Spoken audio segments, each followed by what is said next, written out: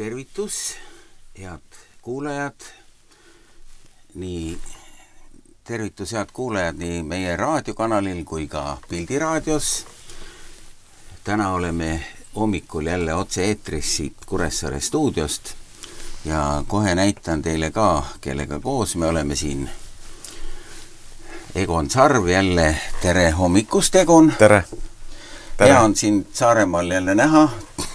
Egon käib aeg-ajalt siin Kuressaares ja ta on Kuressaare rahukoguduse Valjala rahukoguduse. Või Valjala rahukoguduse üks jutlustajaid ja ta käib neid siin vahetevahel korrale kutsumas ja õiget õpetust andmas. Nii et siis ma aeg-ajalt mul õnnestub ta ka siia stuudiosse saada. Nii et taas tere tulemast. Tere. Sul on piibel lahti. Eelmine kord me rääkime siin igasuguseid asju, eks ole. Ja siis sa rääkisid ka, et sa tõlgid piiblit ja seda kõige õigemat piiblit, seal see King Jamesi. Kui kaugel sa sellega oled? Ma vahepeal olen ma hakkasin seda nüüd internetti üles panema, aga seal mõned tehnilised asjad, miks ma ei saanud seda, miks ma seda avalikuks ei teinud. Ja see põhjus on selles, et vaata, piiblit on hea lugeda niimoodi, et kui sa siit ka vaatad, eks ju, siis kui tavaraamatus on tekst on siit siia pikalt, siis piiblis on ta tehtud lühikeseks. Ja nüüd, kui ma vaata, inimese silmal on lihtsam hallata. Sa haarad, kui sa loed niimoodi, eks ju, siis kuidagi moodi see on vaata, juturaamatut saad niimoodi lugeda, aga Jumala sõna, kui sa tahad haarata tervet salmi, siis vaata, ma ei ole kunagi selle peale mõelnud, aga kui ma juturaamatus loen, siis loed seal näiteks mingid seiklusjutte, mingi laev kuskil purjetab, eks ju, mere peal ja niimoodi ja torm on ja nii, siis sa ei mõtiskle ühe lause üle. Aga nüüd Jumala sõnas sa sageli mõtled ühe lause peale, et mida ta ütleb. Näiteks, et olgu teil usku Jumalasse või Jumala sõna on elav ja vägev ja teravam kui ükski kaheteraline mõõk ja tungib läbi, kuni lõestab hinge ja vaimu on südameelse mõtte hinda. Ja nüüd, kui see lause on sul pikalt, siis sa pead silmadega minema siia niimoodi, eks ju. Aga nüüd, kui ta on sulle lühikesena, siis sa ei loe, aga sa skaneerid, ta on sul tervikuna silmade ees. Ja sa saad tema üle mõtiskleda. Ühesõnaga, Jumala sõna on mõtisklemiseks ja niimoodi, mitte lihtsalt lausteksti lugemiseks ka, kuigi ka laustekstina saab lugeda. Ja vaata, nüüd ma ei saanud, ma proovisin, ma tahtsin teha selle, et see tekst, mille ma panen interneti selle, et ta ei oleks, aga nüüd ta tahab ta panna mul pika joruna niimoodi. Ja ma tahtsin ta niimoodi, et ma saaks ta lühemalt. Ühesõnaga see tehniline kujundamise pool oli see, miks ma ei ole teda veel üles pannud. Aga samas ma tõlkisin ära seal kas esimese või teise, ma ei mäleta, kas äkki teise Timoteuse kirja tõlkisin jälle ära siin vahepeal. Ja on vahet ka? On vahet, on küll, mul ei ole praegu arvutit kaasas, et ma saaks öelda, et aga päris huvitavaid, mõnes kohas tulevad huvitavaid mõtteid sisse, et aga jah, ma ei võtnud praegu arvutit kaasa, et ma saaks seda mõnesid kohti esile tuua. Just. Aga ma mäletan, et ka Timotuse kirjas, et kus ma ühe salmi kindlalt kollaseks tegin, et see on väga, minu jaoks väga huvitav teistsugune lahendus või see, mis seal siis oli. Ma ei mäleta praegu. Kiriku õpetust ta eriti ei muuda, jah? Ei. See salm. ei. Vaata, ma ikka usun, et vaat see on huvitav nagu, et Jumal on nagu Jumal on ikka ju niimoodi, et noh, mina usun niimoodi, kuigi ka selle üle vaieldakse, et kas see piibel näiteks, kas see on Jumala sõna, on ja, või siin sees on Jumala sõna, või kus kohas on Jumala sõna. Mäletan, et kuskil ülikooli ajal vist ma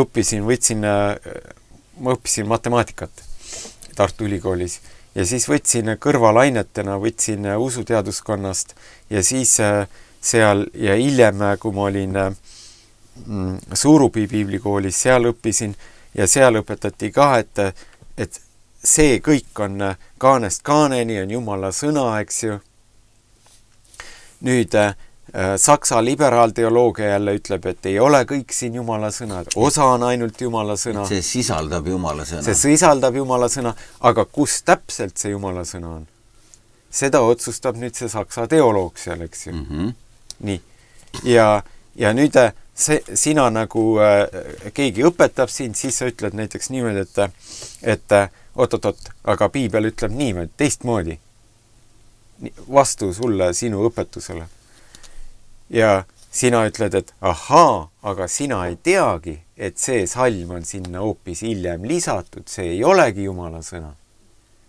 Ja vaata, kui sa niimoodi hakkad nagu arutlema, siis ma võin selle salmi välja visata, tolle salmi välja visata ja muideks meil eile oli ka seal Rahus oli arutelu, eks ju, et kas see kõik on Jumala sõna. Mina väitsin, et on, aga oli teisi, kes ütlesid, et noh, näiteks kui variserid räägivad, kas see on Jumala sõna? Või Hiobi raamatus saatan räägib. Või Matteuse evangeeliumis saatan ütleb, et viib Jeesuse seal kõrbes, eks ju, mäele. Ütleb selle kõik ma annan sulle, kui sa minu ette kummardad. Kas saatana tekst on nagu Jumala sõna? Nii. Ja nüüd, kui me väidame, et ei ole, on ja, siis on lihtne ju, lõikame välja. Lõikame siit kääridega välja, eks ju, selle osa ja varise. Ja muideks seda tegi ju Benjamin Franklin Ameerikas. Otsustas, et tema lõikab kõik välja, mis ei ole Jumala sõna. Milleks ta peab kaasas kandma? Miks ma pean seda kaasas kandma, mis ei ole Jumala sõna? Ja lõikas välja ja lõpuks oli niimoodi, et tal jäi piiblist järgi see õhukene vihke. Noh, ütleme nii, et tegelikult päästetud saamiseks piisab ka Johannese evangeeliumist. Ja. On ju? Ja. Või veel isegi paarist salmist, et usu issandasse Jeesusesse, siis saad sina ja su pere päästetud.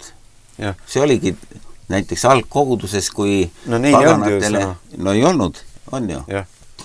Et meie oleme siin sellised tarkurid, kes arutleme iga sõna üle ja selle kreekakeelse ja tolle kreekakeelse sõna üle ja heebrea, mis see tegelikult tähendab ja niimoodi, siis täiesti nagu piisab sellest tavalisest eestikeelsest piiblist. Amen. Piisab. Ei no, piisab isegi, vaata, minu jaoks on huvitav selline tekst, või see, et kui oli see algkoguduses, ütleme see ärkamise aeg on ju, ja paganatele kuulutati evangeeliumi ja no nendel ei olnud seda juutide tausta, et nad oleksid teadnud Vana Testamendi kirjasid või mis iganes. Noh, sai suur hulk inimesi päästetud ja siis tulid juudid sinna, kuule ütlesid, et kuule Jeesusest on ikka vähe.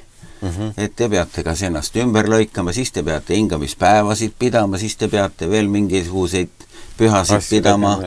On ju, ja siis nendel oli suur segadus ja kutsusid apostlid kohale, et mis värk on, et ütelge konkreetselt ära. Ja vaata, mis lihtsad asjad sealt välja tulid. On ju. Apostlitegude raamatus. Inimesed, kes mõned paar lihtsat asja on ju. Ärge porduelu, vere söömine, eks ju, ja seal mõned asjad. Jah, et teie peale ei saa rohkem neid panna, ärge pange koormisi. Tähendab, et sa pead hakkama mingisugused päevasid pidama.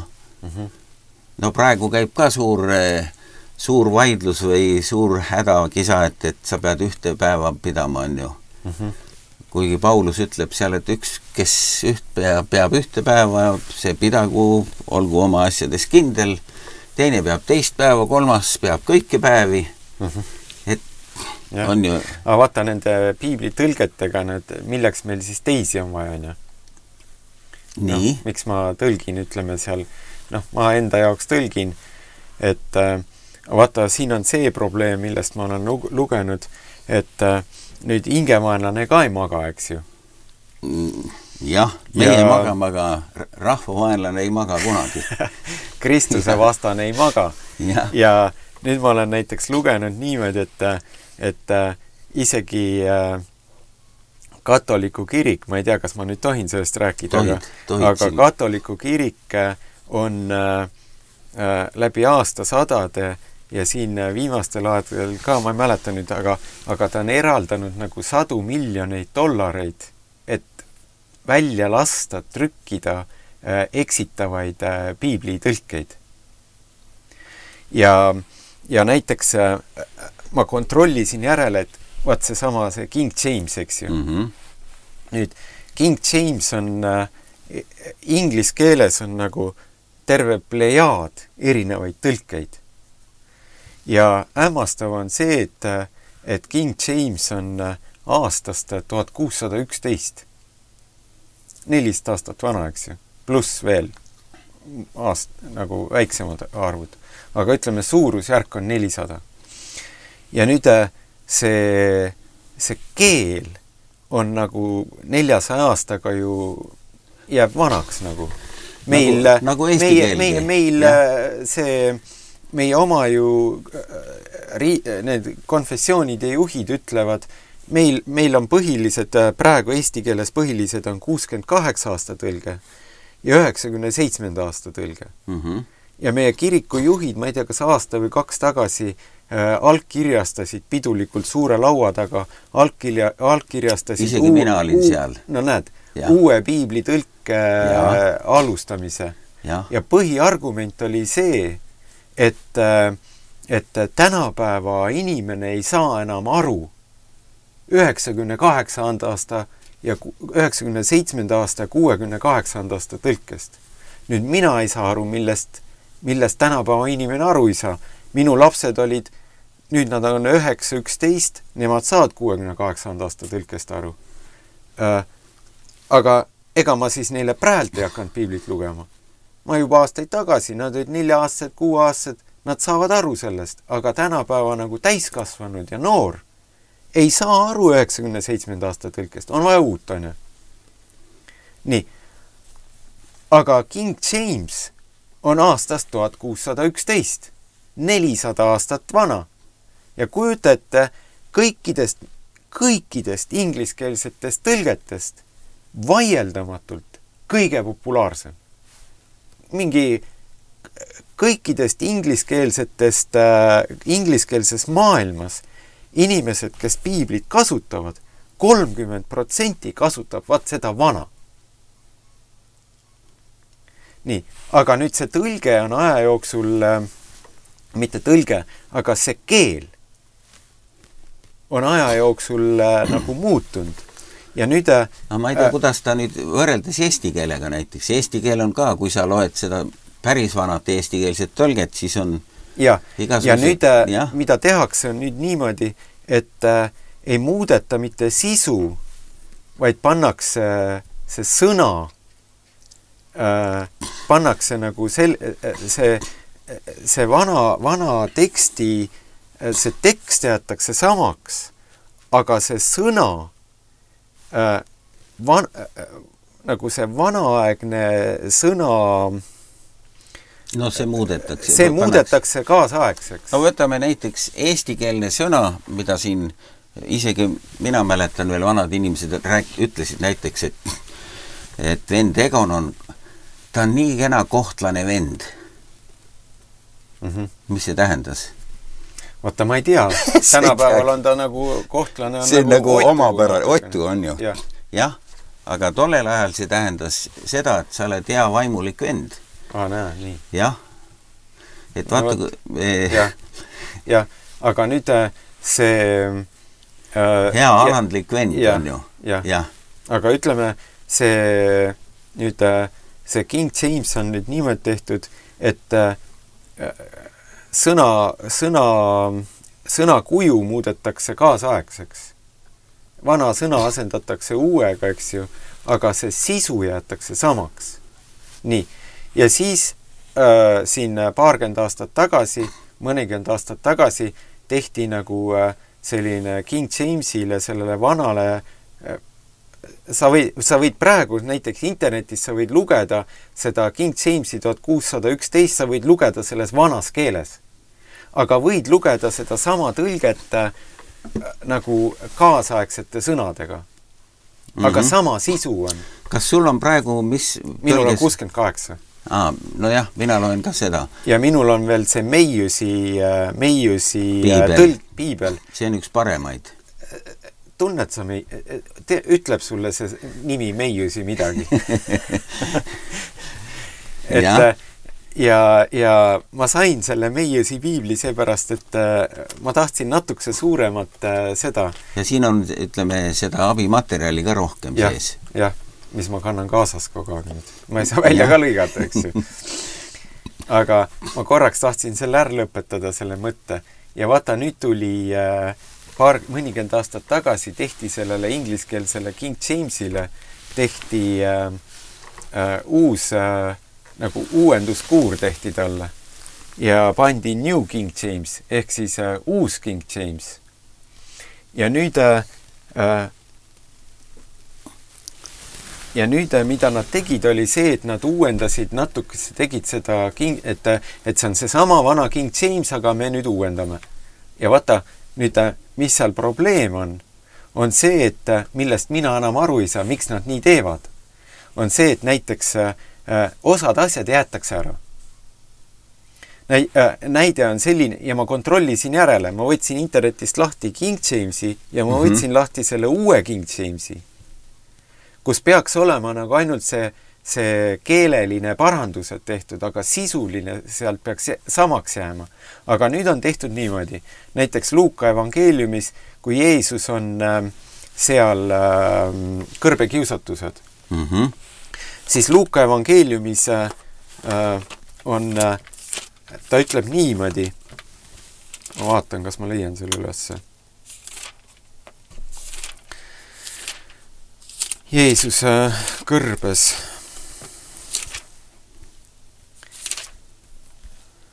Jeesust kiusatakse kõrbes, 4. peatükk. Ja kurat ütleb temale, kui sa oled Jumala poeg, siis ütle sellele kivile, et ta leivaks muutuks. Ja vaata nüüd see salm 4. Jeesus vastas temale, kirjutatud on, et inimene ei ela üksipäinis leivast. Nii, see on eestikeelne tõlge. Nüüd see uus King James ütleb täpselt selle sama lause. Jeesuse vastus on, kirjutatud on, inimene ei ela üksipäinis leivast. Nii. Aga see vana King James ütleb, Jeesus vastas temale, kirjutatud on, et inimene ei ela üksipäinis leivast, vaid igaühes sõnast, mis lähtub Jumala suust. Nüüd, me loeme seda ka Matteuse evangeeliumist. Jaa. Kirjutatud on, inimene ei ela üksipäinis leivast, vaid igaühes sõnast, mis lähtub Jumala suust. Jah, nii on. Aga see on King Jamesis, selles vanas algses 1611. See on ka niimoodi Luuka evangeeliumis. Aga juba selles uues King Jamesis on see lõpp ära lõigatud. Ja vaat selliseid kohti on veel. Ja nüüd see küsimus on, et miks lõigatakse osadest piiblitest nagu sellised kohad välja, eks ju. Ja vaata nüüd selle pärast ma tahtsin, et ja vaat seda, nagu ma ütlesin, ingliskeelses maailmas on terve plejaad erinevaid tõlkeid, uusi, vanemaid, kõik nii. Aga kõige autentsemaks loetakse seda vana King Jamesi. Ja seepärast ongi niimoodi, et 30% ingliskeelsest lugejaskonnast kasutab seda vana King Jamesi. Aga võib-olla see ingliskeel on, ta on ütleme, suur rahva keel ja ta ei ole nii kapitaalselt muutunud kui eesti keel äkki. ma ei oska öelda, aga vaata, minu jaoks on nagu see küsimus, et miks näiteks, kui sa teed nagu uue tõlke, miks sa lõikad nagu pool salmi üldse välja? Ja ometi, vaata,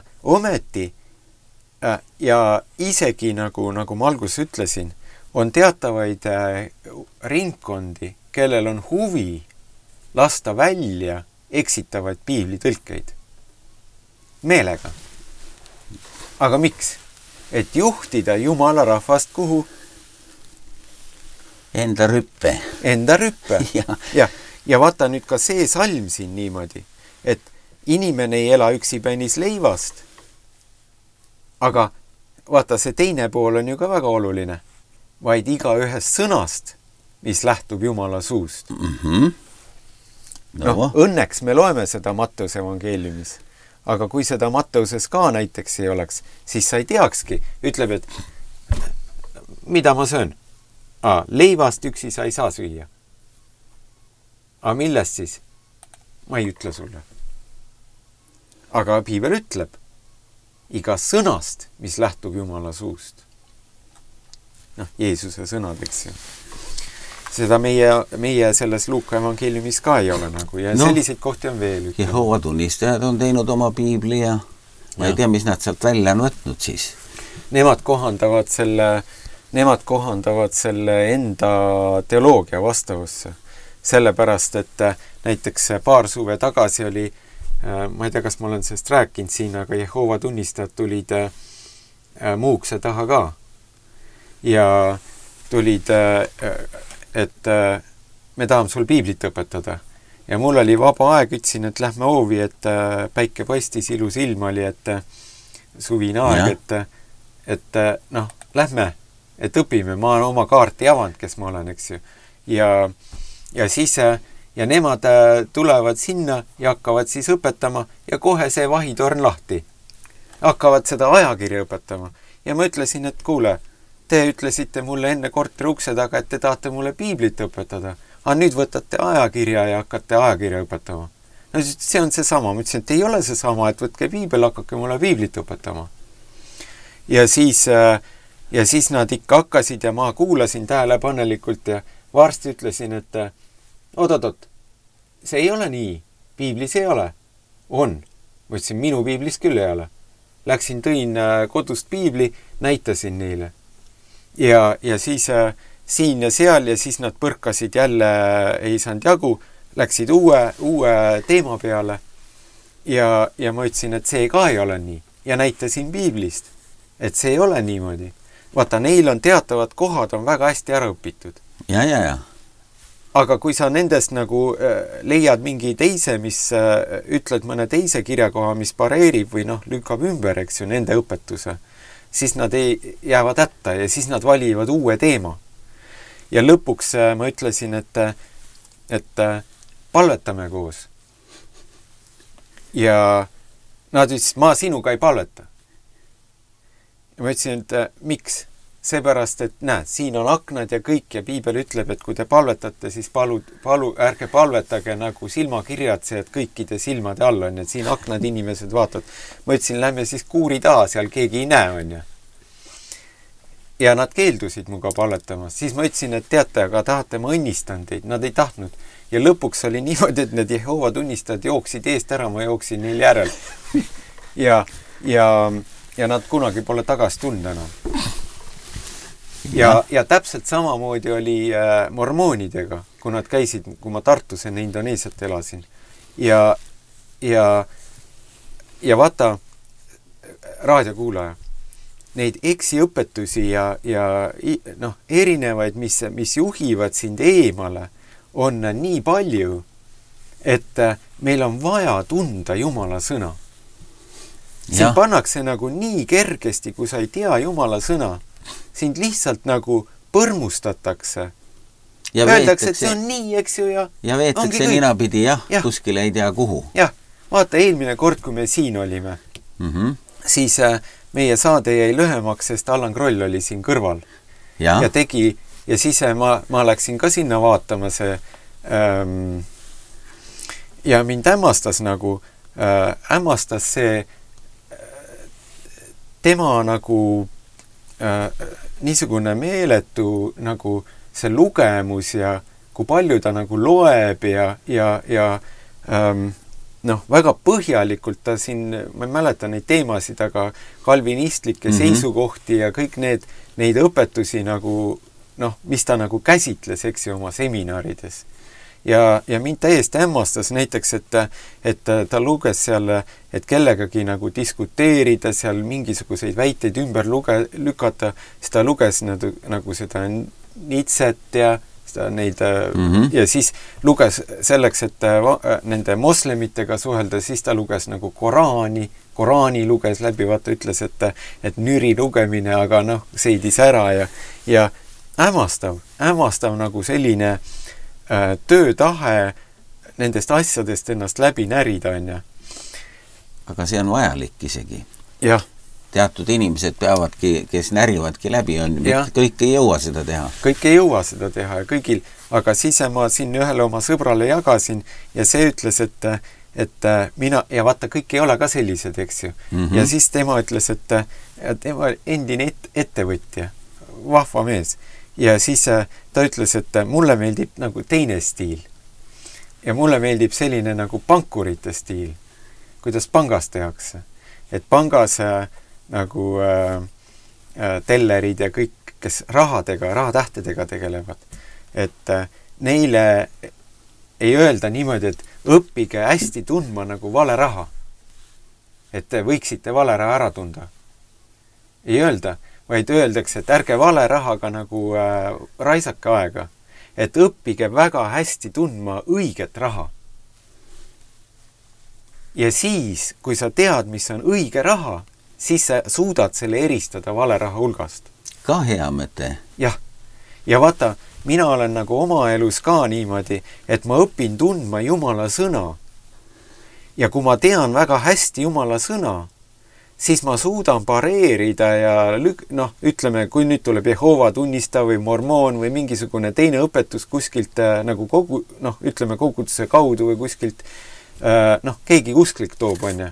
Siis ma teraselt kuulan ja sa jälgid nagu, et kas see on see õige rahatäht või on see vale. Ja nüüd sa näed, et tundes Jumala sõna, sa kiiresti vaatad, et oot, aga piibel ütleb teistmoodi. Eks ju? Jah, mul on tegelikult olnud Jehova tunnistajatega sama kogemus nagu sinugagi. Et nad tulid ka mulle ukse taha ja mul oli aega ja siis tulid sisse ja siis ma rääkisin nendega, see ütles, et oi, meie ei saa, et me kutsume ühe kõvema mehe siia. Siis nad kutsusid ühe, mingi kõvem vend oli seal järgmine kord, et okei, tuli sinna ja siis ajasime temaga pikalt juttu ja ta tõstis käed püsti ja läks minema ja peale seda nad pole kunagi käinud enam. Ja. Et neid on nii lihtne tegelikult, kui sa natukenegi Jumala sõna tead, et noh, aga eks nad vaata, käiaks ikka selles mõttes tuleb nendele au anda, et nad tulevad sulle koju ukse taha ja räägivad ja püüavad sind veenda või noh, Jumala sõna. Ja nad on teatud hulga inimesi saanud enda nagu kogudusse, on ju. Et see on võib-olla meie tegemata töö. Vaata, mina olen olnud, ma ei ole Jehova tunnistajate hulgas olnud, aga ma olen olnud sellises autoritaarses sektis. Ma õigupoolest sain päästetud seal. Ja see korealaste organisatsioon. Ja tegelikult too oli üliõpilastele orienteeritud, aga see põhimõte oli nagu sarnane. Õpetus oli erinev, aga see töö põhimõte nendes autoritaarsete sektides on sarnane. Et alguses, kui sa tuled, siis sind koheldakse kui kuningat. Teenindatakse ette taha ja inimene tunneb, et ta on armastatud, ta on oodatud, ta on tema eest nagu hoolitsetakse ja vaata sageli inimene on nagu selles maailmas ta ei leia armastust, ta ei leia üksteise mõistmist, töö juures on nagu tülid, sõnelemised, eks ju, kodus niimoodi. Ja nüüd on sul üks grupp, kes armastab ja hoolitseb su eest. Ja sa lähed tagasi mitte niivõrd selle õpetuse pärast, vaid lihtsalt selle pärast, nad hoolivad sust.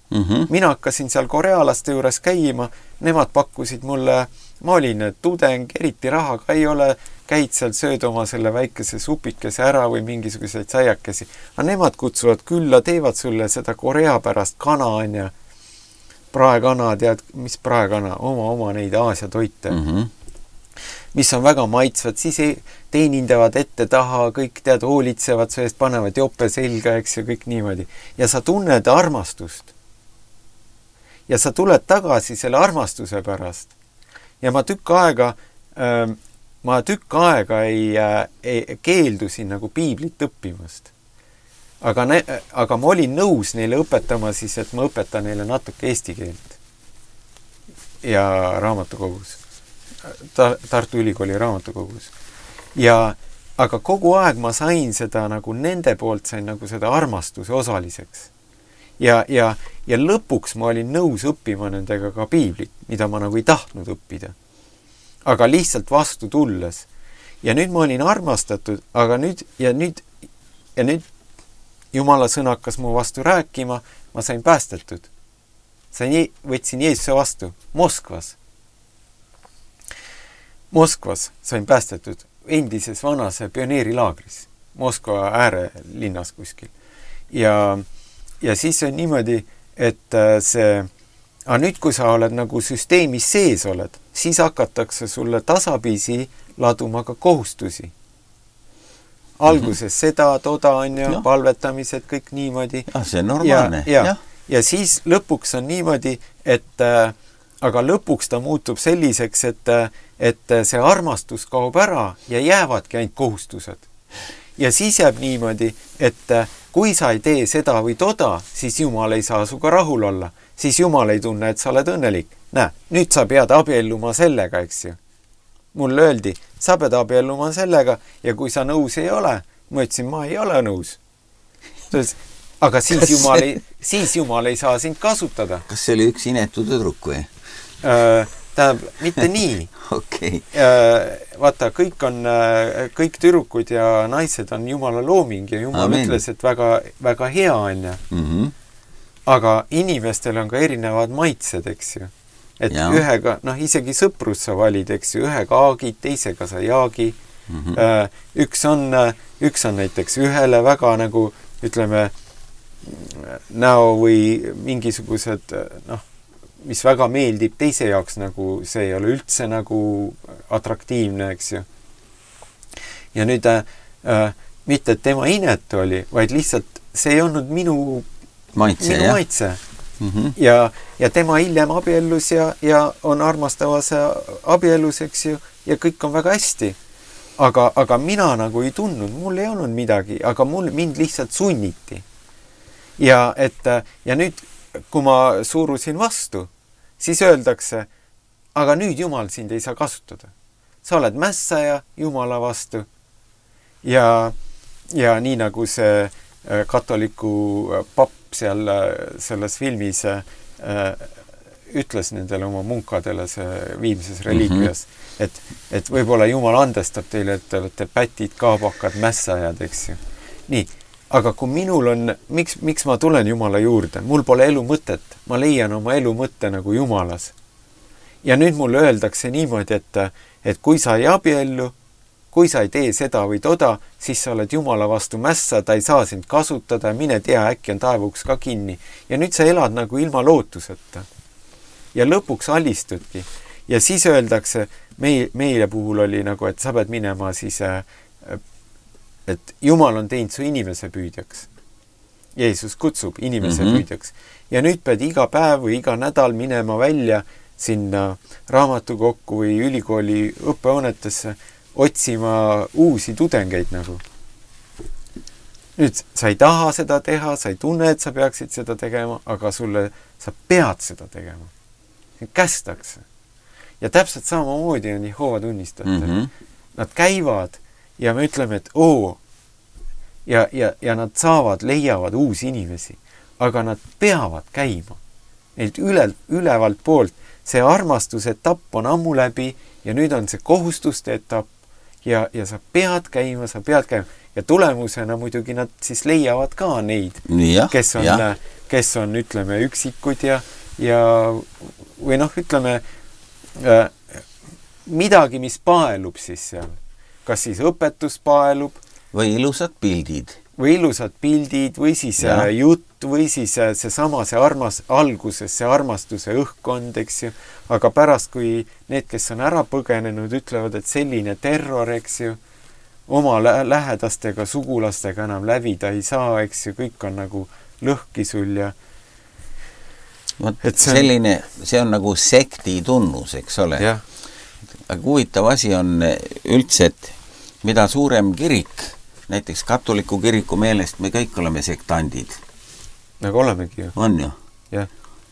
Võib-olla mõne järgmise suure kiriku meelest oleme meie ka, on ju. See on nagu see Krõlovi valm oli, et pulse puskis punikut ja siis sealt läks edasi. et igaühel on nagu näiteks, ütleme, see, kui praegu siin tuleb jälle mingisugune pisikene uus kogudus, siis jälle me vaatame kindlasti sellise näoga, et kes need siin on sellised, tulevad meie mängualale. No, et see on kogu aeg käib nii. Jah, aga see on erinev.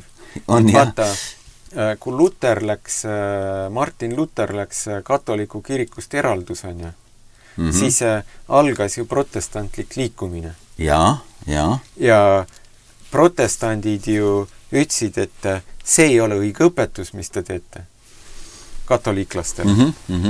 Ja 500 aastat ju tegelikult on isegi niimoodi, et 500 aastat protestantlik liikumine ütles, et katoliku kirik, et kuule, teie olete ju see ilmutuse raamatu 17, see suur oor. Ja nüüd katoliku kirik ju keskajal ju keelas sellepärast ära 2 raamatust ei tohtinud ju jutlustada. Protestandid ei tohtinud jutlustada, keegi ei tohtinud jutlustada, välja arvatud, kui kõige kõrgemad, isegi raamatud keelati ära. Tähendab, kõik raamatud, mis vaimulikud raamatud, mis trükiti, käisid kõige kõrgemast katoliku tsensuurist läbi ja kontrolliti, et ei oleks sees Danieli raamatust ja ilmutuse raamatust. Ja siis katoliku kirik, ta oli täitsa hädas, seepärast, et Euroopa plahvatuslikult pöördus protestantismi ja katoliku kiriku mõjuvõim ju vähenes märkimisväärselt üle Euroopa. Ja siis nad andsid siis loodi ju lausa see jesuiitide ordu, et sõdida protestantliku liikumise vastu. Jah, millest me siin oleme rääkinud, on ju? Jah. Ja siis loodi lausa ja nüüd anti jesuidi preestritele anti korraldus, et mõtelge välja, et protestantism süüdistab meid, et meie oleme see ilmutuse raamatu suur oor. Ja siis jesuidid lõid 2 erinevat seda lõpuaja teoloogiat või jah, aga ma mõtlen seda, et mida nad ise oma nahast siis arvavad. Et kui nad ütlesid, et nuputage välja, on ju uued õpetused, aga kas nad siis ise Jumalat ei kardagi? On ju? Ma mõtlen, et mis kuidas nemad mõtlevad, eks? Jah, et kas nad ei kardagi, et äkki nad ongi see, on ju? Aga ma mõtlen nüüd niimoodi, et vaata, katoliku kirik ütleb, meie oleme emakirik, see katoliku kirik tähendab ju seda. Emakirik. Ülemaailmne on ju. Ja nüüd protestandid on sõnakuulmatud ära karanud tütred, kes tuleb tagasi tuua ema rüppe, on ju. No. Nii, nüüd me täna kirikute nõukogus istume koos protestandid ja katoliiklased nagu võrdsega.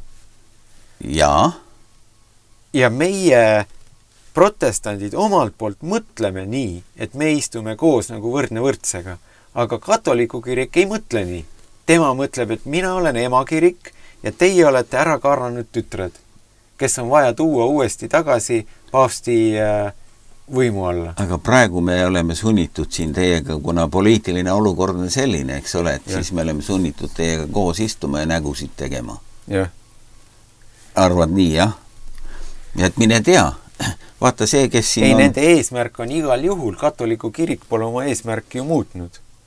Nende eesmärk on ju kogu aeg tuua protestantlik liikumine tagasi emakiriku rüppe. Neil kuidagi moodi see isegi õnnestub vaikselt. Jah, isegi nii hästi, et väga suured katoliku kiriku juhid on välja öelnud, et protestantismiga on Euroopas juba sisuliselt lõpp.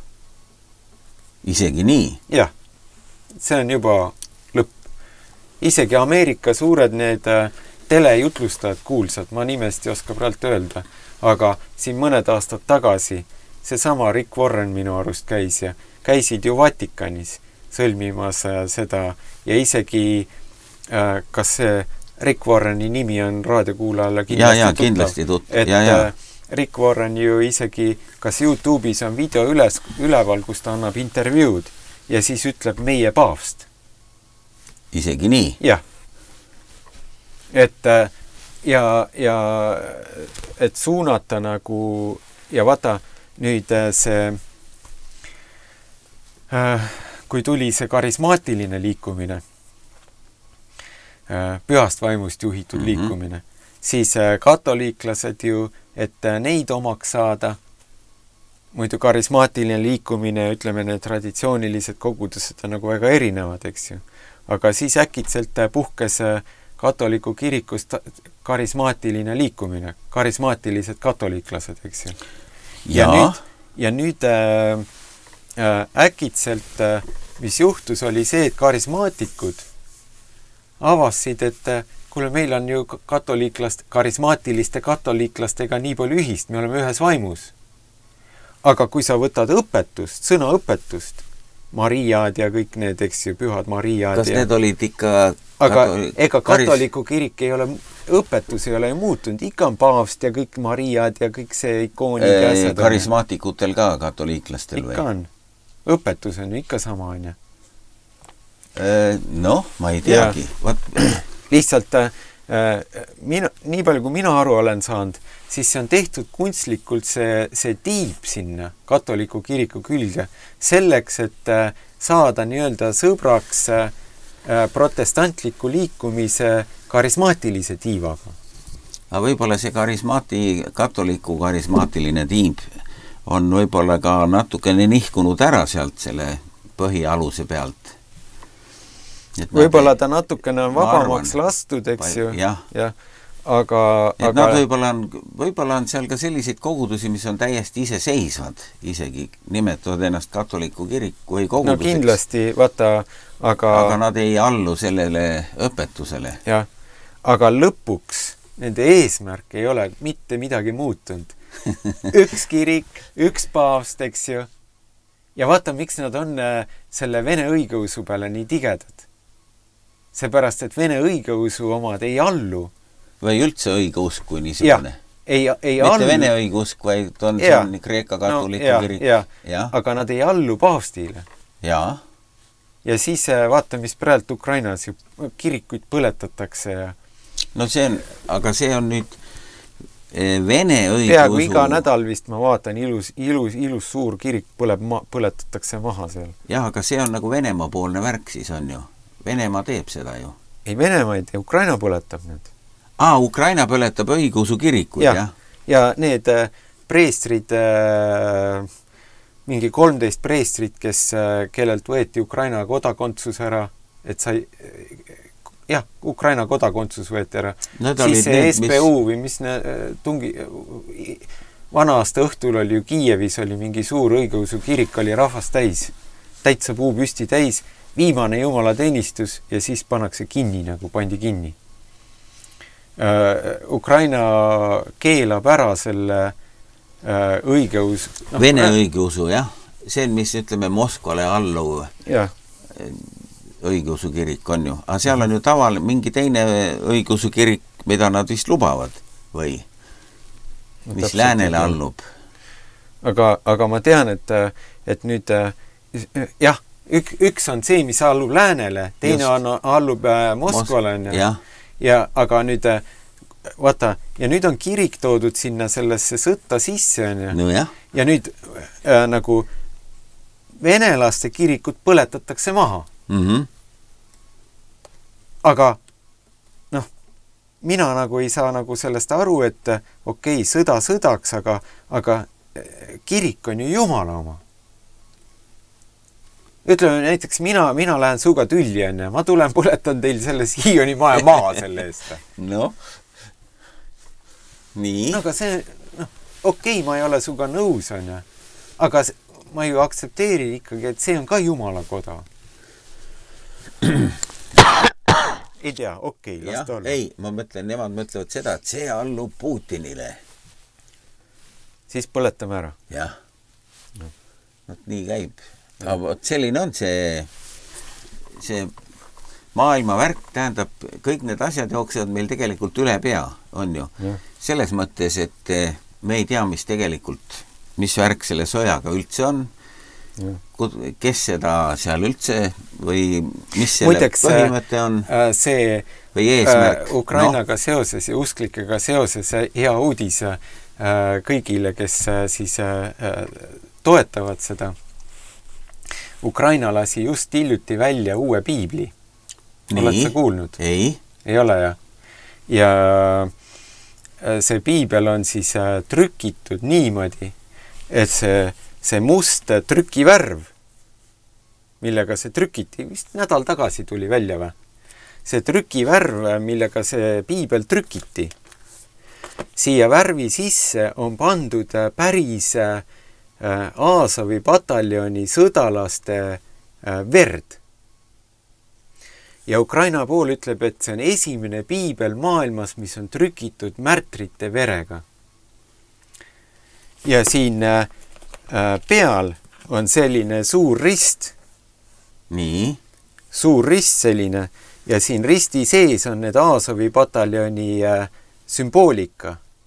Noh, tegelikult see on Saksa natsi sümboolika. Ja see verevärk minule tundub säkke satanistlik on ja. Aga kes tahab sellist piiblit saada, inimese verega trükitud piiblit, siis see on võimalik. Ukrainlast on teinud selle valmis. Kus see info tuli sulle? Internetis on pildid ülemas ka. On, jah? Ja. Piiblid on saadaval. Nii nagu jõulude aeg Ukrainas müüdi ju neid kuuseehteid, mis olid kõik kuuseehted ilusates karpides, kõik olid need saksa kristid peal ja kõik tead niimoodi. Saad osta. Nii. Ja vaata, see natsism levib hästi kõvasti ja siis ma lugesin, nüüd on niimoodi, et nad ju tätoveerivad omal neid saksa kristi igale poole. Vaata need Aasovi võitlejad. See sümboolika on ju keelatud tegelikult teatud riikid, meil ka vist. Ja nüüd on niimoodi, kuna Euroopas ja läänes on nagu keelatud, on ju, saksa natsi sümboolika. Aga Ukrainas on see, sest Bandera oli ju, keda nad nüüd sünnipäeva tähistasid, mille vastu Iisrael väga tugevalt oli. Et te tahate meilt relvi saada, aga ise tähistate terves riigis selle Bandera sünnipäeva, kes oli saksa nats, eks ju. Kes on neil see suur, see peaaegu sakses ebajumala staatuses. Ja nüüd on niimoodi, et neil on see ja siis need Aasovi pataljoni omad ja need olid ju kõik tätoveeritud, saksa kristi igal pool. Lastele koolides õpetatakse seda käega, see ongi nii. Ja, eks ju, need pilte on nii palju, eks ju, igal pool.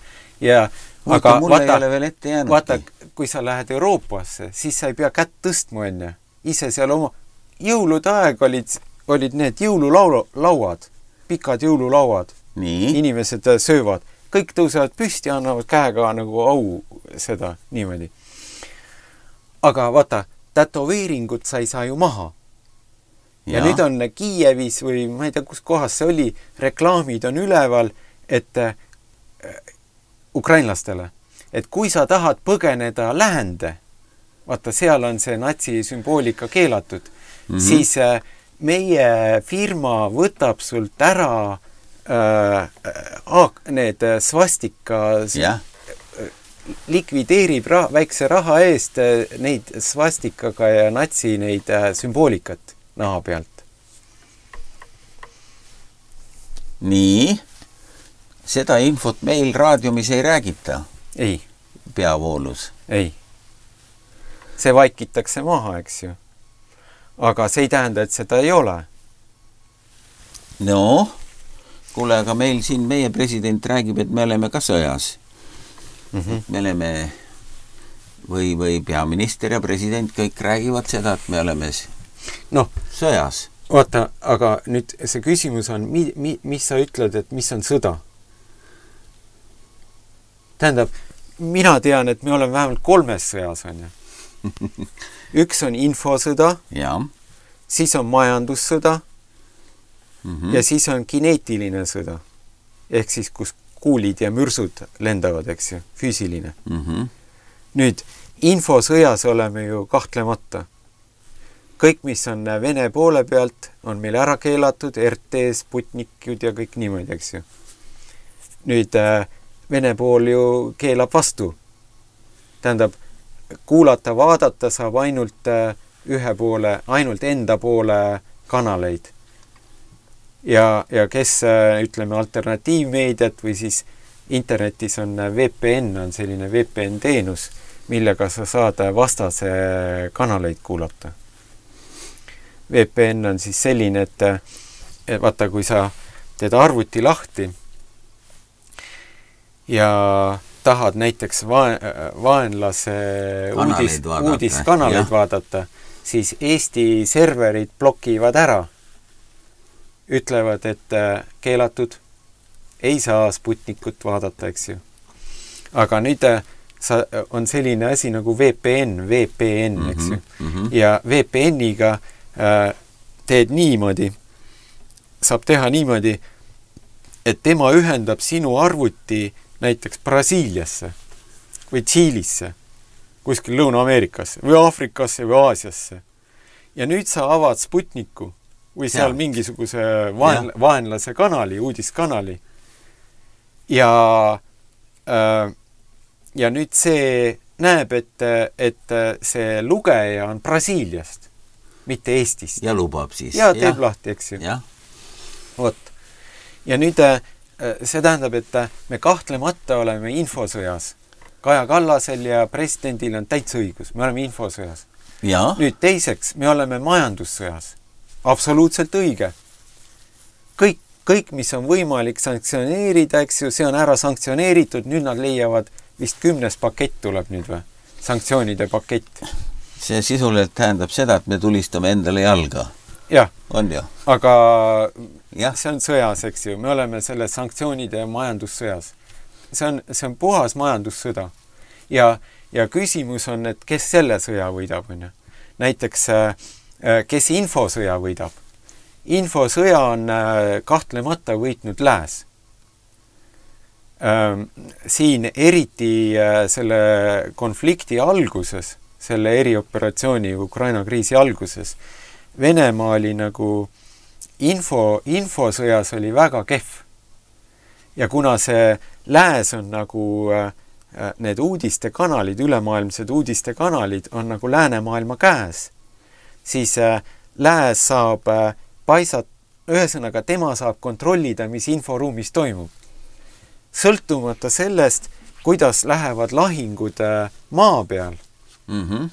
Sa näiteks on Twitter selle, mille see Elon Musk ära ostis, eks ju. Jah, me lähme kohe selle jutuga edasi. Raadiokuulajatele ma ütlen nii palju, et raadio meil läheb teise laine peal edasi või tähendab, meil raadio läheb Oleviste tunniga edasi, aga meil on siin veel natukene pildiraadios aega, nii et siis Egon jätkab Elon Muskiga. Ja Elon Musk ostis selle Twitteri ära, eks ju. Ja siis see oli siis niimoodi, et just selle konflikti aegadel oli niimoodi, et vaata, mäletate siis, kui Vene väed selle esimestel kuudel hästi kiiresti nagu levisid sinna Kiievi alla ja võeti nagu väga suured territooriumid väga kiiresti ära, eks ju. Ja siis oli niimoodi, et ingliskeelses maailmas nagu tehti nalja, kes lugesid ingliskeelset maailma ka, või vähe seal sotsiaalmeedias, seal Twitterit ja niimoodi, et maa peal toimusid lahingud nagu, hommikul toimusid siis lahingud, Venemaa vallutas siis mingisugused alad ära seal kiiresti, siis lõuna ajal oli siis suur ala ja kaebamine Twitteris ja Telegramis ja õhtul siis Ukraina pool kõik Twitteris võitsid juba.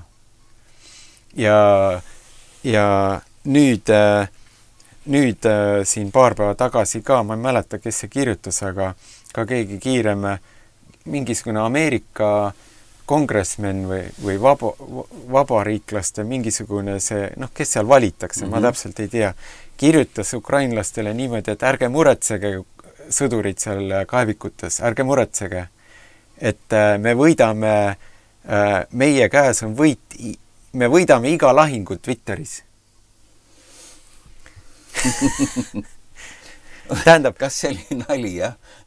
Jah, see on irooniaga, aga see mõte ongi see, et sõltumata see, mis toimub maa peal, see kineetilised lahingud, Ameerika ja NATO võidavad sotsiaalmeedias iga lahingu. Jah. Aga, ja vaata nüüd, meie elame nagu, meil on nagu kaks sõda selles mõttes, et üks, mis on inforuumis ja teine, mis on nagu kineetiline sõda. Ja need kaks on täitsa erinevad sõjad. Näiteks oled tähele pannud, et inforuumi sõjas Vene raketid saavad iga nädal otsa. Märtsist alates. See on jah, päris kaua aega juba. Saavad otsa. Iga päev saavad otsa. Iga esmaspäeval 100 raketti lendab, eks ju. Ei, aga nüüd juba hakkavad nüüd on juba teistmoodi. Nüüd on juba teine jutt. Ja nüüd on teine jutt. Nüüd iga nädal Putin sureb ära, on ju. Kohe sureb pähki. Ta on nagu haiglase välimusega, on ju. Ja seda on ka kogu aeg, on ju. Nüüd täna hommikul Jeruusalemm Post kirjutab, et Putinil on see, kardab seda mässu või vastuakku või? Venemaal? Jah, kohalikku. Ja siis sellel aastal nagu läheb erru. No ühesõnaga sureb ära või läheb erru või midagi ja seda ka kogu aeg nagu, aga vaata need raadiokuulaja, meil on vaja aru saada, et see ongi sõda ja üks nendest on infosõda ja selle infosõja võidab lääs. Aga see infosõda ei ole üldse nagu kuidagi nagu seotud selle kineetilise sõjaga, mis on maapinnal toimub, tankide ja kahuritega ja niimoodi. Ja nüüd inimesel, tavainimesel, kes loeb ajalehti ja tarbib seda infot, tema ei saa aru, et kuidas on võimalik niimoodi, et Putin sureb iga nädal, on vähki suremas, iga nädal märtsist alates Venemaal saavad raketid otsa ja Venemaa nagu kogu aeg kaotab. Aga kuidagi moodi jälle Soledar näiteks nüüd langes, eks ju. Vaata, mida ma tahan nagu öelda, et need ongi kaks erinevat maailma. Me tarbime infomaailmas ühte sõda, aga see, mis maa peal toimub, on hoopis teine. Ja kuna nüüd on, kõik kanalid on infosõja tõttu ära lõigatud, vaenlase kanalid, ja kõik, mis sealt läbi lekib, kui keegi midagi ütleb, see on vaenlase propaganda, on ju. Siis näiteks ma täna hommikul lugesin Ameerika sõdur, kes sõdib nagu Ukraina eest ja ta on meeleheitel ja tema kaitses seda Soledari, mis nüüd venelaste kätte läks, eks ju. Ja ta on Ukraina poole peal, ta ta on nõus andma oma elu Ukraina eest. Isegi? Jah, ta ütles, ma ei hooli oma elust, eks ju. Kirjutab Twitteris. Aga ta on vihane. Ja ta ütleb, et see sõjaväe kord ja korraldus, see on kõik nii halvasti nagu korraldatud, on ja? Et ülemused, lähevad ära, jätavad meid siia, eks ju. Vaata, aga ajakirjandus räägib, et see on Venemaal nii. Vene poolel on see nii. No ma räägin, see on infosõda, on ju. See on infosõda. Aga nüüd ma räägin, see ei ole minu välja mõeldud, see on Ameerika sõdur, kes on Ukraina vormis ja kes sõdib Ukraina sõjaväes, mitte nendes välisleegionis, aga Ukraina sõjaväes, sõdib Ukraina poole pealt ja sõdis seal Soledaaris, kaitses seda Soledaari. Ja nüüd ta on vihane, et öeldakse, miks te taganesite? Miks te ära läksite sealt? Ja ta ütleb, et see ei ole õige, et me läksime ära. Me kaitsesime igat jalatäit. Mehed surid siin seal. Ja nüüd ta kritiseerib seda Ukraina sõjaväe korraldust ja juhtimist ja ütleb, see on vale, see on vaja fikseerida. Ja kui seda ei muudeta, siis on õnn, kui meie oma meestega näeme veel veebruari. Ja ta ütleb, ma ei hooli oma elust, aga ma hoolin nendest 60 mehest, kes on minu all. Nii, ja nüüd ta nagu Twitteris või seal sotsiaalmeedias kirjeldab ja ütleb, et mida on vaja parandada Ukraina sõjaväes, et see asi oleks parem. Ja nüüd ta ütleb niimoodi, ja vastutasuks mulle öeldakse, et mina olen Vene propagandist ja Vene poole peal. Selle eest, et ma julgen öelda, et siin on valesti need asjad. Ja vaata, praegu on selline olukord, et lääne selles infosõjas, kui sa midagi julged öelda, et midagi on valesti, sa oled kohe Vene poole peal. Ai, see jutt käib kogu aeg, jah? See jutt käib kogu aeg. Ja vaata, aeg. Meil üldse ei ole nagu mingit kriitika nagu taluvust. Mingit kriitika taluvust ei ole.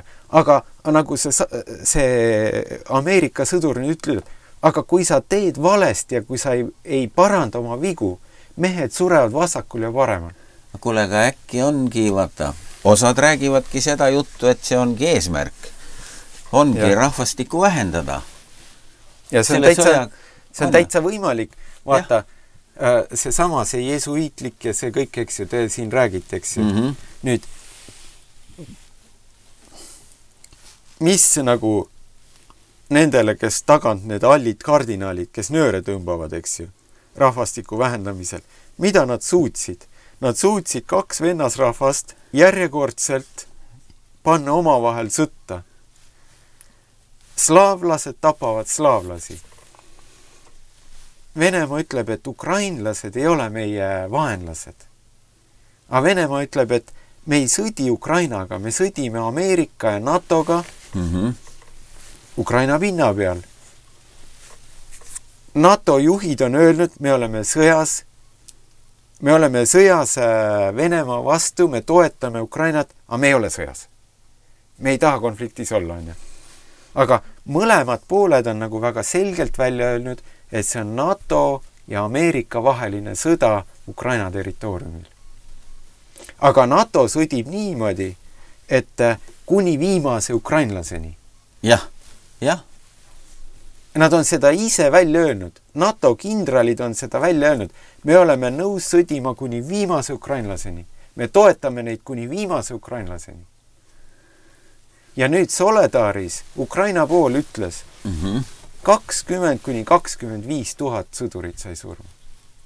Ja minule kui usklikule teeb see haiget valimata poolt ainult Ukraina pool, mitte veel Venemaa pool, on ju.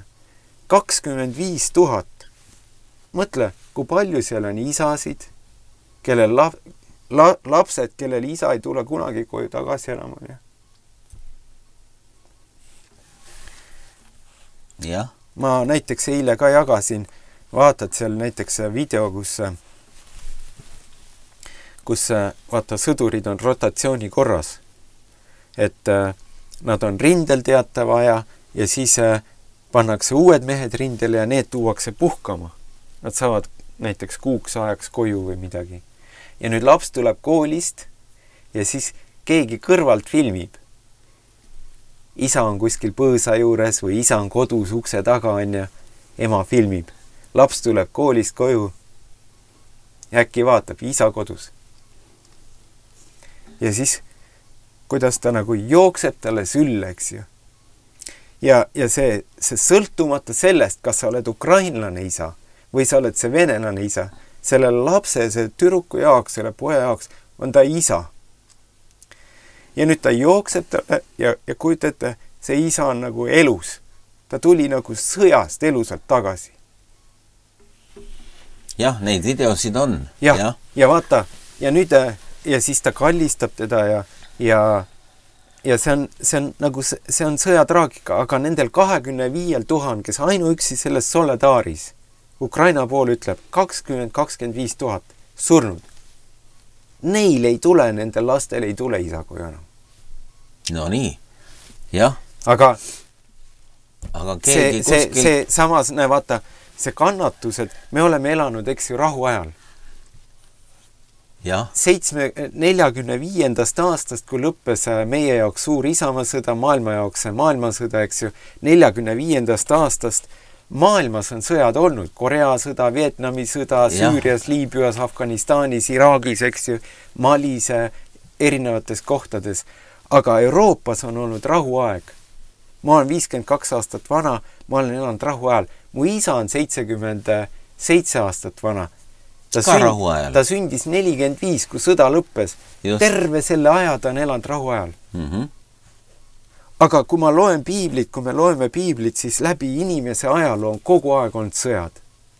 Eestlastel ju, kuidas olid Lehola linnused ja sa oled külas, oled nende vaiade vahel, eks ju, või vilja, ja siis tuleb mingi lätlased tulevad oma hobustega või viikingid kuskilt, tulevad, põletavad, röövivad, mehed tapetakse ära, naised ja lapsed viiakse vangi, on ja ma abielnud, mitte keegi küsi suga, kas sa tahad või sa ei taha, orjaks ja ongi kõik. No kas lätlased on käinud, aga venelased küll. Lätlaste kohta on... No Liivimaal. Eks ta oli ju niimoodi, et üks küla ju ründas ju naaberküla ju. Võib-olla küll, jah. Viikingid saarlased, kui ta oli paatidega. Jälle sinna tänna, eks ju, röövretkedele. Saarlased käisid ka vist röövretkel, jah. Just. Vaata, mis me teinud oleme. ja vaata, mis ma tahan öelda, on see, et need kannatused on nagu inimese ajaloos pattu tõttu kogu aeg olnud, eks ju. Ja see, et need lapsed, eks ju, nüüd isa ei tule koju ja kõik niimoodi, siis see tegelikult on, kui sa loed siin näiteks Vana Testamenti, kus üks rahvas tungib teisele rahvale kallale, olgu siis see teine rahvas Iisraelile või Iisraeli rahvas teisele rahvale, eks ju, või seal omavahelised sõjad, Paabelid ja Assüürlased ja kõik nii.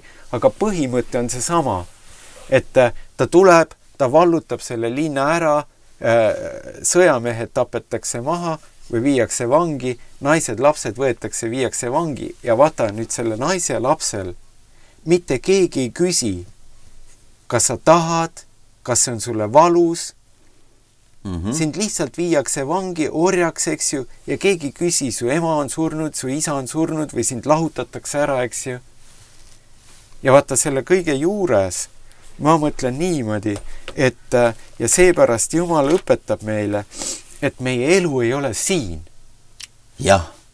Vaid me ootame taevast ja Jumal ei ütle, et Jumal ei paku meile nagu siin, et siin oleks sul hea elu.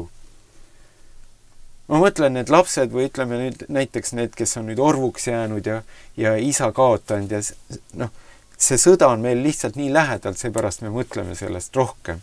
Tegelikult see on kõik need aastad. Me kristlastena, kui palju me oleme kuulnud, kui oli Süüria süda, kui oli Afganistani, kui oli Iraagi, on ja. Me ei rääkinud, aga nüüd ta on nii lähedal meil. Nüüd me räägime ajalehtedes, president räägib, eks ju, me oleme sõjas ja Kaja Kallas ja kes seal on, eks ju. Aga tegelikult nende üksikinimeste kannatuste ja see, et lapsed jäävad orvuks ja kõik need valud ja või siis ütleme, sa astud miini peale. Astud seal sõjakoldesse, elad seal, astud miini peale, jalg läinud. Sa oled 14-aastane tüdruk, sind ravitakse niimoodi selles mõttes terveks, et sa jääd ellu, aga sa oled alles 14 ja sul ei ole jalga enam. Aga kuidagi sa pead edasi elama. Ja vaata, Jumal, ja mina olen nagu mõelnud niimoodi, et Jumal ei ütle, et meil selles maailmas peab hea olema elada. Aga ta pakub meile lootust ja Paulus ütleb, et see üürike aega viletsust saavutab meile määratu suure igaviku, Kui sul on oidu seda taotleda, on ju? Kuidas on üks selline ütelus, et rumal pea on käte ja jalgade nuhtlus. Et võib-olla siin samamoodi, et kas me valime selle või mitte, on ju. See oleneb meie valikust. Nii imelik, kui see ka on. Et vägisi ei viida meid kuskile. Vägisi ei viida, aga sulle pakutakse seda võimalust. Jah. See uks on lahti, see võimalus on olemas ja vaata ka selles maailmas, kus on nii palju kannatusi üksikisiku seisukohalt, eks ju, nende laste seisukohalt, nende naiste seisukohalt, või võtta see sama laps, ma mõtlen, eks ju. Kui su isa on nagu, näiteks see sama laps, kes nüüd rõõmustab, hüppab isale sülle. Isa tuli koju. Sõjast tuli elusalt koju. Näiteks ma läksin, mul jäi vanem tütar jäi Tartusse, eks ju. Või sinna Viljandisse, ma tulin nädalavahetuseks Saaremaale. Ta ei pea väga muretsema, et ma tulen pühaba õhtu koju tagasi. Aga kui sa lähed sõtta, siis on ju suhteliselt, ega sa sinna suppi ei lähe keetma. Sa lähed rindele.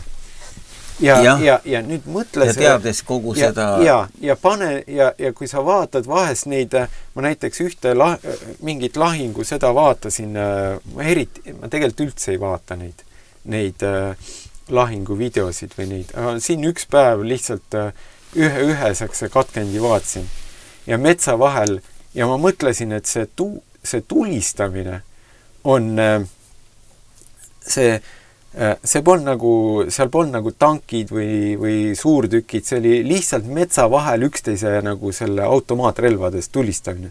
Ja see täristamine oli nii intensiivne nagu vana-aasta õhtul, vaata, kui esimestel minutitel terve linn laseb neid raketteks. Kogu aeg niimoodi. Ja ma mõtlen, et kuidas seal on üldse võimalik nagu, et sa oled seal puu taga varjus, et kuidas siin on võimalik nagu ellu jääda. Või pane nad sellesse olukorda, et sa lähed magama. Olgu, sa jäid täna ellu, aga hommikul sa tõused üles. Ma näiteks täna hommikul tõusin üles. Mõtlesin, et nii. Kella 8 saan süüa, 8:30 hakkan sõitma, kella 9 on raadios, on ju. Aga nüüd pane ennast selle sõduri seisukohta sõltumata poolest. Sa tõused hommikul, teed oma silmaklapid lahti ja sa mõtled nii, nüüd ma söön, on ju, ja siis võtan püssi ja sa ei lähe tööle. Sa lähed lahingusse ja sa ei tea, kas sa poole tunni pärast elad. Või nii nagu see Ameerika sõdur seal Ukraina poole peal ütles, kui siin midagi ei muudeta, siis on õnn, kui ma veebruari näen. Nüüd, kas sa näed veebruari? Nüüd, meie päevade arv ei ole meie käes, eks ju, on Jumala käes. Aga tõenäosus, et me näeme veebruari on päris palju suurem. Ja. Aga see Ameerika sõdur ütleb, et ma ei tea, kas ma näen veebruari. Ja nüüd vaata, pane ennast selle lapse seisusesse, kes isa on näiteks 6 või 2 või 3 on olnud lahingutes ja tuleb elusalt tagasi. Ja nüüd laps jookseb talle sülle, kallistab ja nutab siin süles, eks ju. Aga mõtle, mida see laps mõtles iga päev. Kui ta isa oli sõjas ja kui ta käis koolis, kui ta läks õhtul magama. Ja vaata, see on see koht, kus inimene ei tee nagu rutiinset õhtupalvet igavusest. Ma pean ära tegema. Vaid enne, kui ta magama läheb, ta on seal põlvil, seal voodi ees ja ütleb, Jumal kaitse, isa on. ja vaat see on see erinevus, ja ma tegelikult, mis on, Jumal on nagu mulle rääkinud, kuidas, ütleme need kannatused, ma eile jagasin natukene sellest, on selline piiblisalm, et kui te kannatate hea südametunnistuse pärast, tehes head, kannatate kurja, siis see on arm Jumala juures. Ja vaata, me tahaks nagu, et arm, Jumal õnnistaks meid ja meil oleks hea elu ja kõik niimoodi, aga Jumala arm on see, kui me saame osa Kristuse kannatustest. Ja vaata, need kannatused kuidagi, ütleme näiteks selle lapse või selle naise seisukohast, kelle mees, kelle isa on päriselt lahingutes, ükskõik kummal poolel, siis tema elu on nagu väga kitsa koha peal. Väga kitsa koha peal. Või võtta selle näiteks see oli see Vene poole peal oli preester. Vaata, meil on ka seal sõjaväes ja läänes on ka igal pool on ju need kaplanid. Meil küll kaotati ära, öeldi, et ei ole vaja enne. Ja. Aga vist üks või keegi jäeti. Aga varem oli neid sõjaväes oli kaplaneid rohkem. Et sa teed nendele sõduritele nagu hingehoidu. Ja nüüd õigeusu preester, 6 lapse isa, kõige väiksem, kõige suurem seal võib-olla 18, 19, kõige väiksem säkke 4, 6 niisugune tüdrukukene, perepilt, ilus, tead, kõik niimoodi. Lapsed, 6 tükki. Ja õigeusu preester läheb rindele teha, et anda nendele sõdivatele sõduritele hingehoidu. Ja siis kahuri tule või mingil põhjusel, ühesõnaga ta saab surma. Ja nüüd pane ennast selle naise olukorda. Sa oled 6 lapsega, olgu, vanemad on juba suuremad, 17, 18 võib-olla. Aga sul on väiksed lapsed, 6 tükki, eks ju, kokku lapsed, keda toita. Ja pereisa pole enam. Ja selles maailmas ei tule ka tagasi enam. Jah, sul on usk, sa näed, sa ei ole nagu, sul ei ole säkke maailma suhtes lootusetu tunne, et me kohtume taas, nii nagu Allan Laur kunagi ütles oma viimases Perraadio saates, suuren hommikul kohtume taas, eks ju. Sul on see lootus, aga selles elus sa pead edasi elama kuidagi. Selles elus need lapsed tahavad iga päev süüa, eks ju. Nad vajavad ja nüüd sa pead tegelema selle leinaga, oma laste leinaga. Ja vaata, kui kitsa koha peal on inimesed nagu. Aga selle sees Jumal nagu kuidagi moodi, vaata, võtab ära sinult selle rutiinse, igavleva, niisuguse ma pean palvetama, niisuguse, rutiinse religioosse kristluse ja asendab selle päris usuga ja lootusega. Jah, et ütleme, tegelikult me ei tea täpselt, mis tegelikult on ju, kui palju inimesi praegu näiteks taevariiki korjatakse Ukrainas, on ju. Et tegelikult see võib olla päris suur. Võib-olla ka Vene poole pealt. Vaata, seal on ka igasuguseid, ma olen vaadanud neid videosid, kus nad näitavad, et meid on toodud siia kuskil mingi külm kaevikud, mis on vett täis, on ju, ja me peame seal olema, aga ülemusi kuskil kedagi pole, on ju, keegi ei vastuta midagi, nii et bardakk on mõlema poole pealt, on ju. Aga keegi seda värki nagu orkestreerib, on ju. Et nii see elu on. Me rääkisime siin enne, meil hakkab siin aeg otsa saama, enne rääkisime sellest infosõjast, et tegelikult kõik need kanalid on ju kellegi kontrollitavad, aga üks kanal, mis pidi tegema peavalu, on TikTok et TikTokis pidi informatsioon levima täiesti vabalt, inimesed postitavad seal, keegi ei kontrolli seda. Ja see pidi olema nüüd, ma just vaatasin eile või kuulasin, et need Ameerika bossid seal on hädas sellega, et TikTokis levib õige informatsioon. Et see on vaja kuidagi kontrolli alla saada. No võt. Jah. Aga mida nad ütlevad näiteks Telegrami kohta? Noh, vaata, TikTok on võib-olla selline, mis on see nagu... Hiina oma. On või? Jah. Seda küll, aga läänemaailmas levib näiteks, kui ma midagi TikTokis nagu postitan, see läheb kiiresti edasi. Seal on suht lühikesed videod näiteks. On aga TikTok on hiinlaste tehtud. On jah. No what? Ja näiteks Telegramis nüüd levib plahvatuslikult. See on venelase tehtud. Aga see venelane kolis ära sinna Araabia Ühendemiraatidesse. Ja selle pärast, et miks ta üldse Telegrami tegi?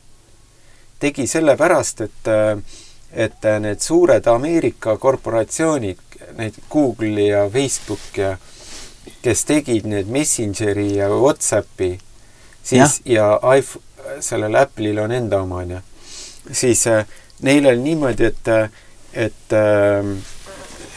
levis info massimeedias, et nendel kõikidel, nendel Messengeril ja WhatsAppil, neil on kõigil see salaluure kanalid seal sees. Ühesõnaga, see info on nagu lekib luurasse, eks ju, mida sina kirjutad. Ja nüüd see, kes tegi Telegrami, tahtis teha nagu sõltumatu kanali, nii nagu TikTok, eks ju. Et see ei ole mõjutatav. No siin on veel teisigi kanaleid, jah. Ja siis ta viis selle veel sinna ja meelega viis ära selle sealt Moskvast, viis peakorteri, viis sinna Dubaisse või mitte Dubaisse, kuskile ära, Saudide juurde. Ühendemiraatidesse vist. Ja et see oleks nagu sõltumatu ja Vene pool ei saaks kontrollida ja teised ka ei saaks kontrollida. Ja praegu see Telegram on niimoodi levinud, et siin hiljuti mõni nädal tagasi oli uudis, et see Telegrami omanik on seal Araabia Ühendemiraatides kõige rikkam mees. Kujuta ette, et noore mehena nafta šeikide kõrval olla vägevam mees kui need šeigid, eks ju. Ja siis ja nüüd see Telegram on sarnane tegelikult, et seal on mõlema, ütleme näiteks Ukraina konfliktiga, sul on seal mõlema poole neid seal ei võeta maha seda, eks ole. Nad ei võta maha ka seda. Jah, nii et seal on, ega meiegi postitame ju Telegrammi siin oma saateid.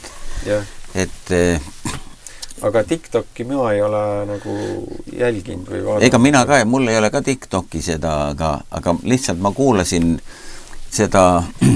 Aga see häirib kahtlemata sellepärast, et see Niina poole peal ja sa ei saa seda, sul oleks vaja see kontrolli alla saada. Vaata,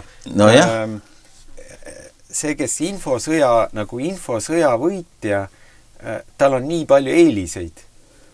Seepärast, et väga oluline ei olegi, mis maa peal toimub. Oluline on see, mida inimesed usuvad. Ja vaata, see on huvitav, et teil on siin olnud see, ma ei tea, kui palju te olete kajastanud seda lamedamaa asja, on ju? Ei, me ei olegi eriti kajastanud. Ma näitan siin seda pilti, et maakera on ikka ümmargune. Saaremaa on ümmargune. Aga ma lihtsalt toon nagu näite sellest, et 500 või nüüd kui palju 500 aastat või kui palju on nüüd on see heliotsentriline maailmamudel, et me elame nagu gloobuse peal, palli peal on ja siis on tähed ja kõik nii. Et varem oli teissugune maailmamudel. Ja nüüd siin paar aastat tagasi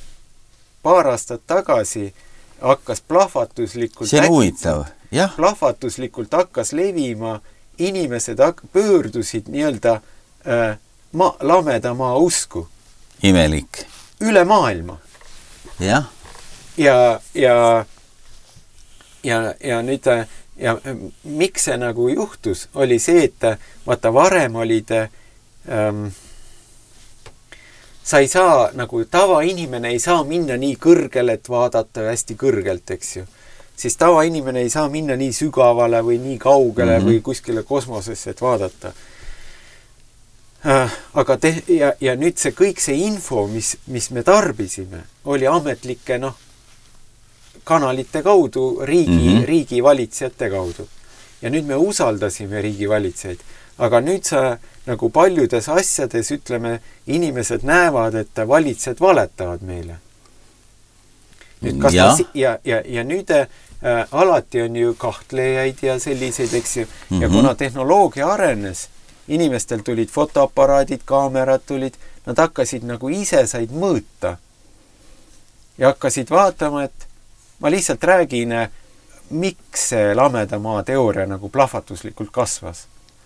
Ja nüüd inimesed hakkasid nagu ja panid YouTube'i ülesse ja panid oma videod ülesse ja oma need tõestused ja kõik interneti ülesse ja inimesed hakkasid lugema, ütlesid, et tõepoolest hakkasid ise ka kontrollima. Ja nüüd äkitselt on niimoodi, et plahvatuslikult üle maailma inimesed hakkavad uskuma, pöörduvad sellesse. Aga nüüd valitsused jäävad hätta, et mis me nüüd teeme. Ja nüüd on vaja hakata vastu töötama. No vot, seda me ei oska öelda. Mul on ikka siin pilt veel, mis näitab seda, et maakera on ikka kuidagi ümmargune. Ma nagu selles ei taha. Ei, ma saan aru. Ma lihtsalt tahan öelda, et nüüd on nagu kaks just. Vaata, täpselt nagu selles Ukraina konfliktis. Tegelikult maailm oli ju teisest maailmasõja alastest ju. Ameerika on ju avalikult öelnud. Meie oma see Martin Herem käis ÜROs.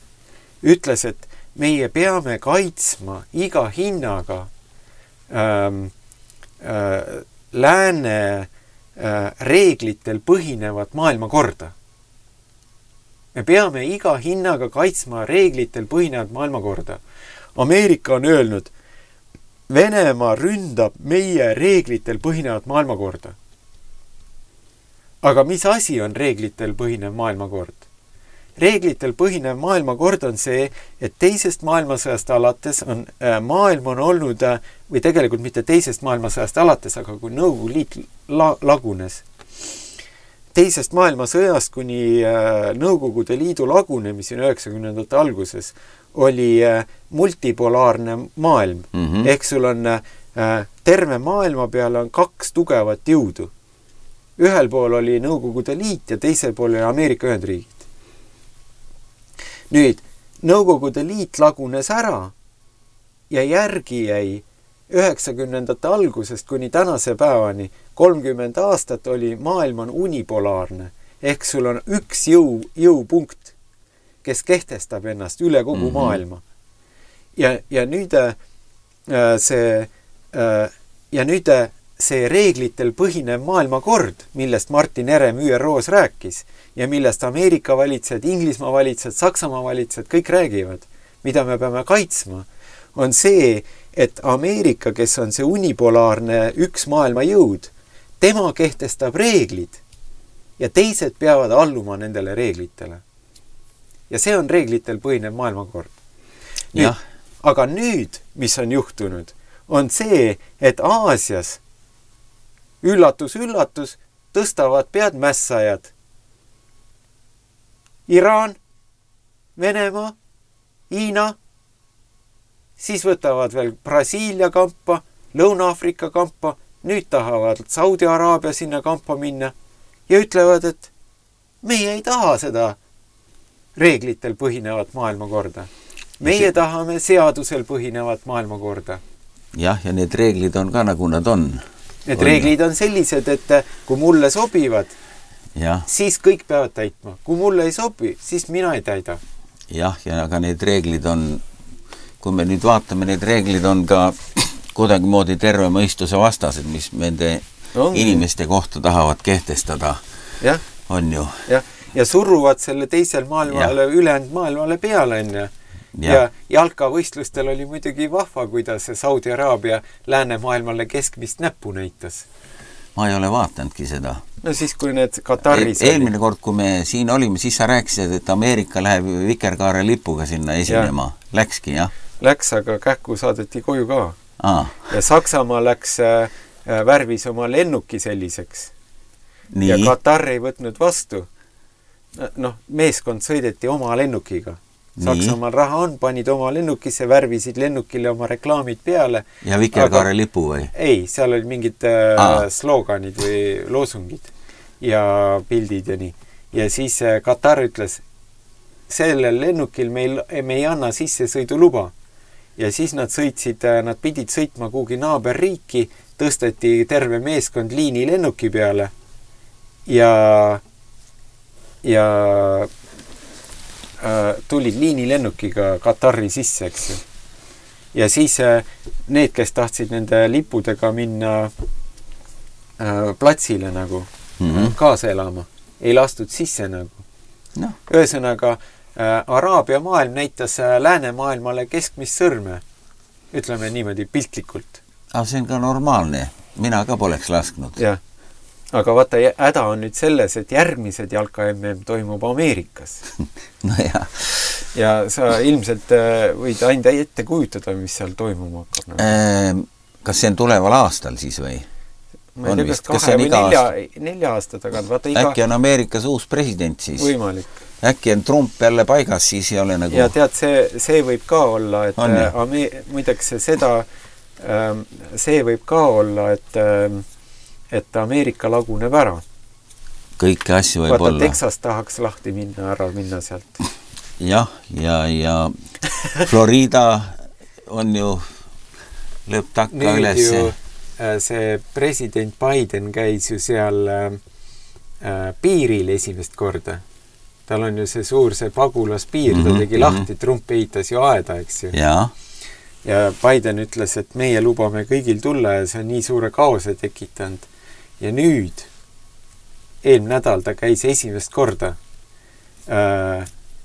käis piiril kontrollimas seal Texases. Ja siis internetis olid pildid sellest piiriäärsest linnast ja need tänavad. Ja need olid niimoodi, et need olid prügitäis, need olid need pagulastelke täis, inimesed, kes elavad nagu telkides ja need pagulased või need üle piiri tulnud, eks ju, need vaesed, kõik tänavad on kõik neid telke täis, prügi, rämps, kõik on. Ja siis täpselt enne Bideni tulekut puhtaks. Kõik on täitsa puhas. See on nii nagu Brežnevi ajal. Jaa, Potjomkini külan. Ja nüüd, ja vaata seal Valges majas on nüüd see kräsupealine must, see pressiesindaja. Jah. Suurte valgete silmadega seal. Ja ameeriklased ütlevad, mis naeravad, nad on nagu nuta või naera, ei tea, mida teha, küsivad nagu, et kas see on unes või ilmselt, et mul on raske uskuda, et ta ei ole koomik, et ta ongi päris, on ja. Ja nüüd ajakirjanikud küsivad pressikonverentsil Valge Maja pressiesindaja käest, et kuidas on niimoodi, et linn on pagulasi täis, rämpsu, telke, kõike täis. Ja nüüd, kui Biden tuleb, president tuleb siia linna, äkitselt mitte midagi ei ole. Ja see kräsupealine pressiesindaja ütleb, et vastuseks, et see on juhus. Aga see on ju hea.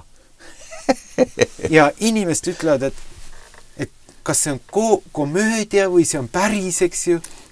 Et ma ei suuda uskuda, et see ei ole komöödia. Et see ongi päris nagu. Et inimene nagu Valges Majas pressiesindajana ütleb, et näe, juhuslikult, nii nagu 2 molekuli said juhuslikult kuskil universumis kokku ja tekkis inimene. Jah. Juhuslikult sel hetkel, kui president läheb sinna Texasesse piiri külastama, juhuslikult äkitselt ühtegi põgenikku enam seal ei ole. Ja juhuslikult sai linn täitsa puhtaks. Ja siis ütleb, et aga see on ju hea. Kuule, aga see on täpselt, meie mäletame seda nõukogude aega siin on ju. Ja Brežnevi aeg. Meil ka juhuslikult kõik. Jah, kõik oli siis, kuhu Brežnev läks ja oli kõik juhuslikult korras ja kõik juhuslikult värviti, ütleme isegi värviti muru ära ja noh. Ja kui Gorbatšov Eestis käis ju, siis need kolhoosis ju pandi, need heinapallid pandi tühi, see angaar oli või see ladu ja heinapallidega laoti see ukse esine täis. Ja siis, kui teed uksed lahti, siis kõik on nagu puupüsti täis. Isegi selline asi. Ütles, et teil on nii palju, siis te võite ju rohkem anda meile Moskvale. Ja siis oli veel niimoodi olnud. Ma ei tea, kas see tõsi on, aga minu arust tollal räägiti, et valmistati ette juhuslikult üks kodu, et kui Gorbatšov sõidab on ja siis valime selle maja on ja lähen vaatame, kuidas kohalikud elavad. Ja siis, muidugi tehti kõik niimoodi ettevalmistused, kuidas kohalik on ja Gorbatšov ütles, et ärme seda võtta, las ma ise valin. Ja valis mingi juhusliku maja, mis tema ise, mida keegi ei teadnud, marssis sisse ja kujuta ette, naine pesi seal pesu parasjagu, ma ei tea, kas pesu selles ja teeb kopp, teeb ukse lahti ja Gorbatšov vastas, eks ju. Nii? Liidu president. Ütlete, mis tunne on, eks ju. Aga vaata, see Potjomkini küla toimub praegu läänes. Just, vot. Praegu, nädal tagasi, eks ju. Ja meile serveeritakse seda kui puhast tõde. Ja nüüd, kui sinul on siin kuskil all olulises kas või üks molekul, mis töötab, on ju, siis sa saad ju aru, et see ei ole õige. Et see ongi osa infosõjast. Nii on. Aga meie infosõja aeg saab siin läbi nüüd. Et nii kiiresti läheb aeg. Natukse paugutasime, andsime väikest vastu tuld, aga Jah. Nii et aitäh sulle, Egon, jälle, kui sa jälle siia Saaremaale tuled, siis oled jälle tere tulemas siia stuudiosse. Me täna rääkisime lihtsalt selliseid üldiseid asju, eks ole, et piiblist ja nüüd lõpus jõudsime isegi, poliitikasse välja. Aga see on praegu üldse üks imelik asi, kogu see poliitika. Keegi saatis mulle öösel ühe video selle kohta, kuidas Läti ja Leedu vaheline gaasitrass põleb. Nii et ma ei tea, mis seal siis juhtunud on. Vaata, see on jälle osa sellest meie armas laulik ju laulis see Kristiina Ehin tegi uue laulu ja ütles, et Eeringas sõi Nord Stream 2 sisse augu, eks ju. Et me võime ju naarda, et näe vaata, et Eeringas sõi seal augu sisse ja me Vene poolt sinna ei lase, eks ju, ja venelast ise lasid oma selle gaasitrassi puruks. Aga vaata, häda on selles, et kui sa teed nüüd sabotaažisõja, siis sa ei saa, tähendab, kui sina saboteerid nagu vaenlast, siis vaenlane võib saboteerida sind ka ju. Ja kuidas sa saad kaitsta nüüd? Eks ju. Ja nüüd on niimoodi, et me ei tea, aga äkitselt lihtsalt Leedu-Eesti või see Läti-Leedu vaheline gaasitrass juhuslikult plahvatab, on ja läheb põlema. Terve linn evakueeritakse ära. Ja sa ei tea, kus kohas ta juhuslikult jälle võib, eks ju, põlema minna. Jah, nii ongi. Aga nii on see elu. Ma arvan, et Kristiina Ehin saab kirjutada järgmise laulu, et sinna sõid hiired augu sisse nagu. Näiteks. Jah. Nii, head kuulajad, vaatajad, olge väga õnnistatud ja praegu me selle saate siin lõpetame, aga kohtumiseni taas.